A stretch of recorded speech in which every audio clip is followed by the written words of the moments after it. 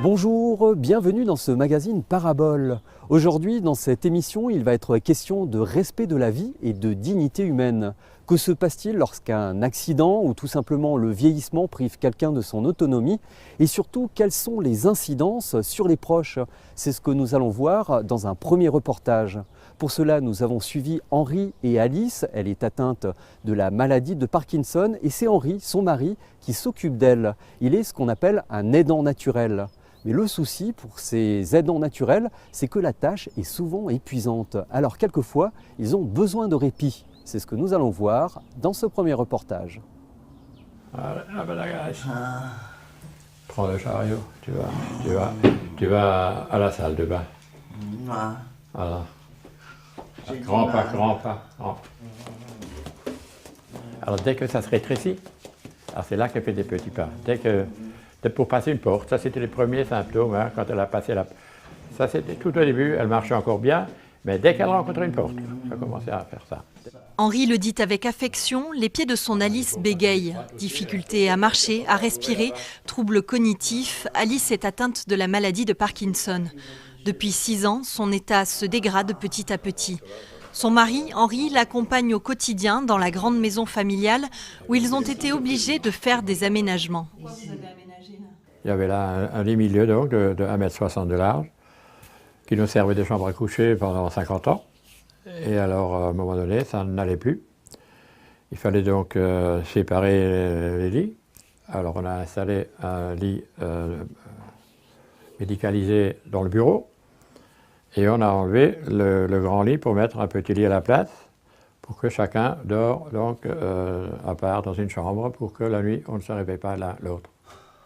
Au quotidien, Henri aide Alice à se lever, à se laver, à s'habiller, à manger. Il lui tient compagnie aussi. Mais plus rien n'est comme avant la maladie, leur relation de couple en souffre.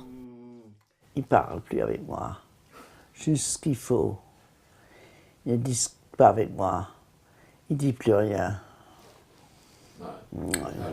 En partie, elle a raison. Ouais. Parce qu'on ne peut pas faire un grand... on peut pas... On peut discuter de petites choses comme ça, mais s'entretenir sur un sujet, ou ce qu'on a vu à la télé, ou ce qu'on a lu dans le journal, ou un projet des enfants. Non, là, ça s'arrête là. Alors donc, ça fait que c'est pas assez fourni, quoi. Voilà. Henri est ce que l'on appelle un aidant naturel. Il l'est devenu par la force des choses, plus qu'un mari.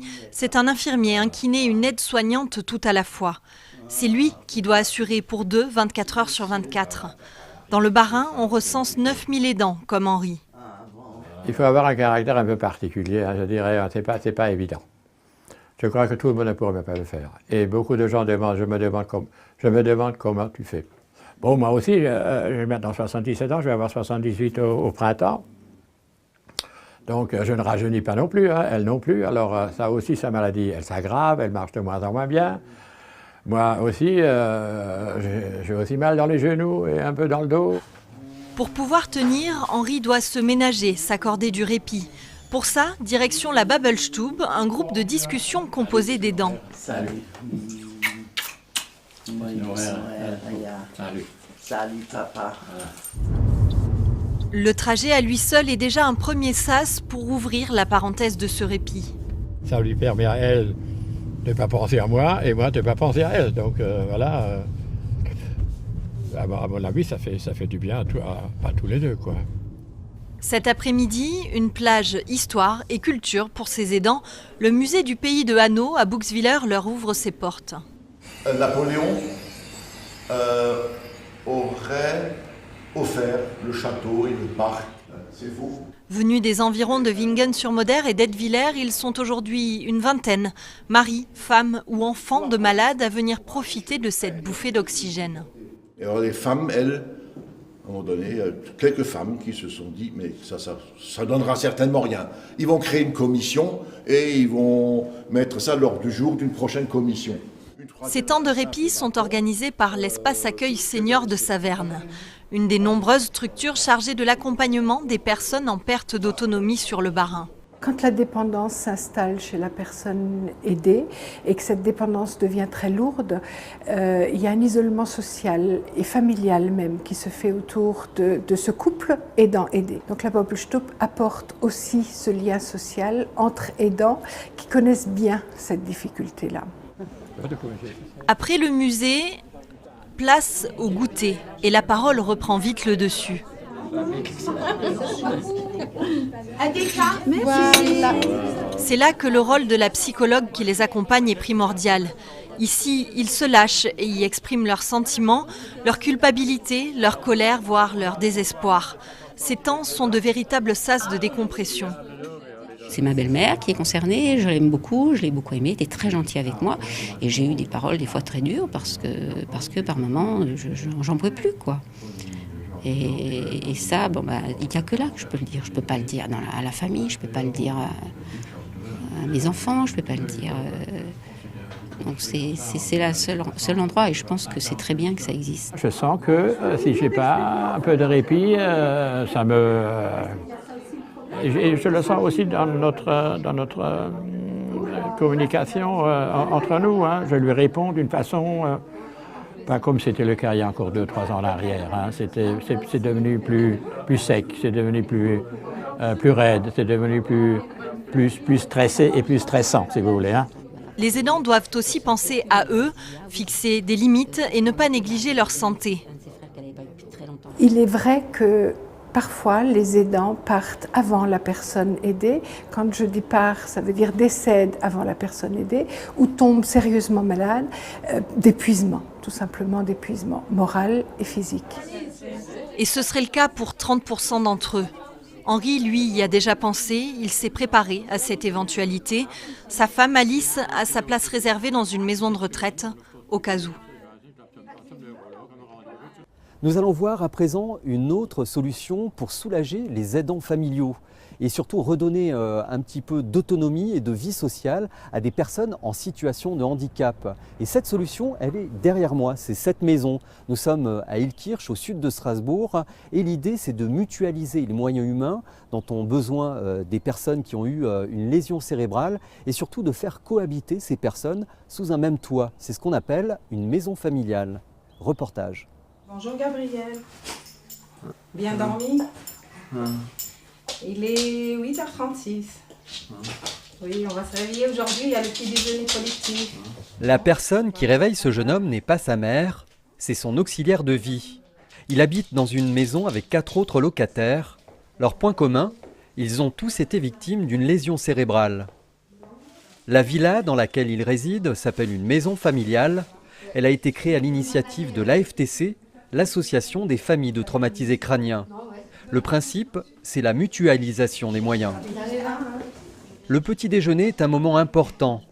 Autour de cette table, il y a non seulement les locataires, mais aussi toutes les personnes qui s'occupent de la gestion de leur quotidien.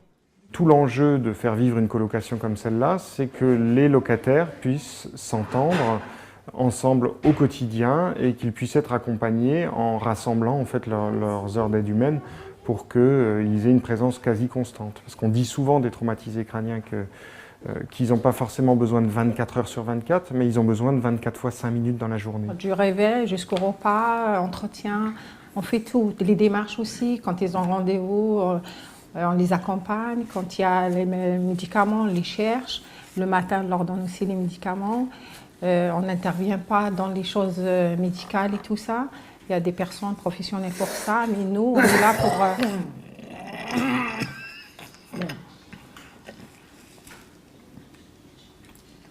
On est là pour essayer de les aider pour avancer dans la vie. Et ici, les faire avancer n'est pas un vain mot.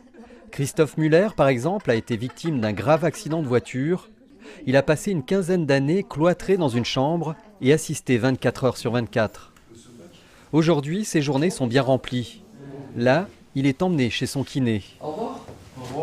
Gabriel Garzaguet, lui, reste à domicile pour travailler son jeu de jambes. Allez, de nouveau le pied gauche qui va tout de suite sur la prochaine. Dans la maison, 3 auxiliaires de vie se succèdent 24 heures sur 24. Karima Guessri est arrivée ce matin à 5h30 pour remplacer sa collègue qui est restée toute la nuit. Sylvie, on va faire les pommes de terre. Sinon, vous ne mangez pas à midi. Non, ici, j'ai le droit d'aller au téléphone tous les jours, Dave. On le voit, travailler ici demande beaucoup de psychologie. Cette villa appartenait à un particulier et elle a nécessité de nombreux aménagements, comme cette salle d'eau par exemple, ou cette rampe d'accès de 40 mètres. Les chambres sont louées aux locataires, leur loyer est calculé en fonction de leurs allocations. Christiane Diem est là depuis 2009, date de la mise en service de cette maison. Voilà, ça c'est ma chambre. Voilà. Ça c'est le lit, la télé, le fauteuil, la commode. Christiane a fait un AVC en 2008. Depuis, les choses sont très confuses pour elle. Ça c'est Christophe, mon mari, moi, Christiane et Loïc. Et je sais plus là. Je sais plus. Je sais plus. Lesquels sont vos enfants? Loïc. Ouais. Ça c'est Anaïs. Loïc, c'est Loïc. D'accord. C'est mon fils Loïc. D'accord. Et Anaïs, c'est votre fille? Anaïs, c'est ma fille, oui. Avant, Christiane vivait ici, à Ottrott, avec son mari et ses enfants. Pendant 1 an, c'est lui qui s'occupait d'elle après son travail. Dans la journée, des auxiliaires de vie se succédaient au domicile. À un moment donné, vous êtes, je dirais, un peu dépassé. Donc, je commençais vraiment aussi à baisser les bras, en me disant que je n'arriverais plus à arriver tout seul. Il a alors pris la décision de la placer en maison familiale après 1 année de réflexion. Même si les doutes et le sentiment de culpabilité sont toujours là, il pense que c'était le bon choix. Mon épouse, je la vois bien dans la maison familiale. Elle s'est bien intégrée. Elle commence même, je dirais, entre guillemets, à oublier un peu même cette maison. Je me sens chez moi, oui. Je me sens heureuse et je suis chez moi. Se sentir chez soi, ici, à la maison familiale, ce sentiment est partagé par tous. Qu'est-ce que ça vous apporte d'être ici ? De rencontrer des amis, car j'avais un seul ami. Pourquoi vous pouvez dire que ce sont de vrais amis ? Ils ont parcouru les mêmes choses que moi. Ah, je suis heureuse, moi. Heureuse ici. J'aime bien. Comment vous vous sentez ici ?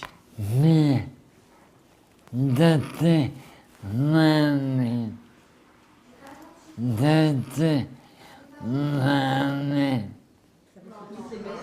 Il existe 4 maisons comme celle-ci en Alsace. 2 dans le Bas-Rhin et 2 dans le Haut-Rhin. 4 nouvelles devraient voir le jour d'ici 2015. Voilà, c'est la fin de notre émission. Je vous remercie de l'avoir suivi et je vous dis à bientôt.